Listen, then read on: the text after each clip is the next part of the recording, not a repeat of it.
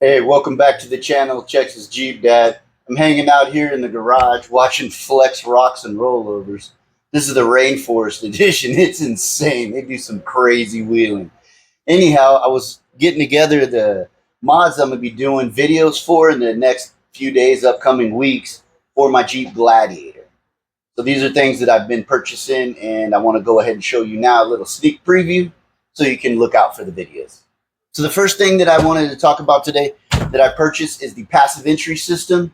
So that's where you walk up to your Jeep and it'll recognize that the key fob's there and it'll unlock the door for you, so you don't have to fish the key out of your pocket.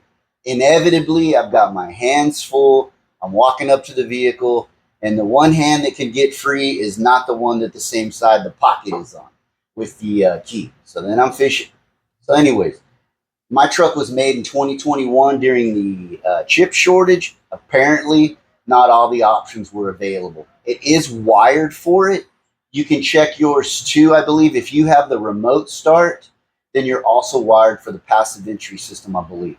Don't quote me on that. There's videos out there where you can check the pins inside the door to see if it has the right ones available to activate this.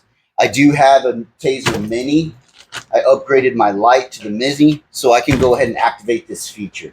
So the passive entry kit, you have to replace the door handles. So you get the new handles with the button on there. So if you get out of the vehicle and you want to lock it, you hit the handle, you're done. Again, I don't want to mess with the key fob. It's got the caps on the handle. And most importantly, probably the hardest part is the new wiring harness. So this is what plugs inside, goes through the door and comes out and goes into the cab. And this is everything else that's going to activate. I believe this is the plug that goes into the back of the door handle that makes that button work. So I have to take off the door panel. I got to remove the window from the track. A little bit more involved. So that's on deck. That'll be coming real soon. Next thing that I purchased, just picked this one up yesterday. Bulletpoint mounting system. So this one I have has for the phone and the camera mount.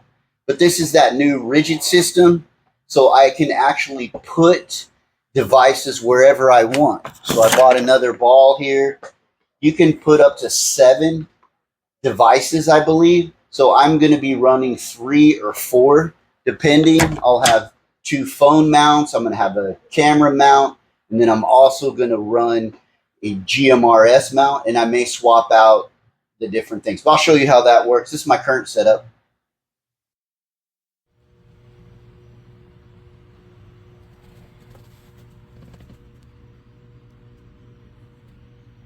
And that just wasn't working for me with the radio and being off-road, shit flying everywhere. So this is the new system.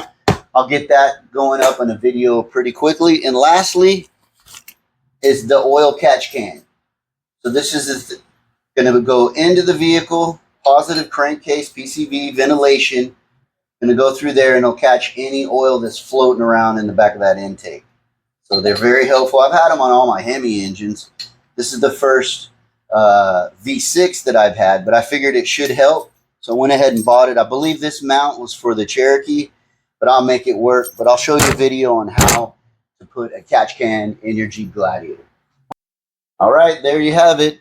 Some of the things I have on deck that I'll be putting on the Jeep Gladiator in the next days, weeks coming up. So keep an eye out for those videos.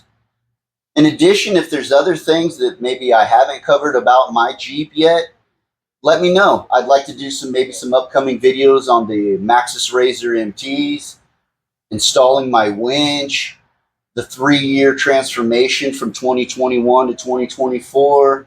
I'd like to do my steering components. I think, sector shaft brace, ball joints, 2.5 ton components. That might be something to work with. And then the metal cloak lift itself. Can't say enough good things about that. I wouldn't mind doing another follow-up 1-year ownership of wheeling it and how that's been. So again, these are the things I've got working on. Thank you for taking time out of your day. Keep an eye out for the new videos. Consider liking and subscribing if you haven't done so. Let's grow the channel. We're 1,500 Texas Jeepers strong now. Thank you guys. Have a good day.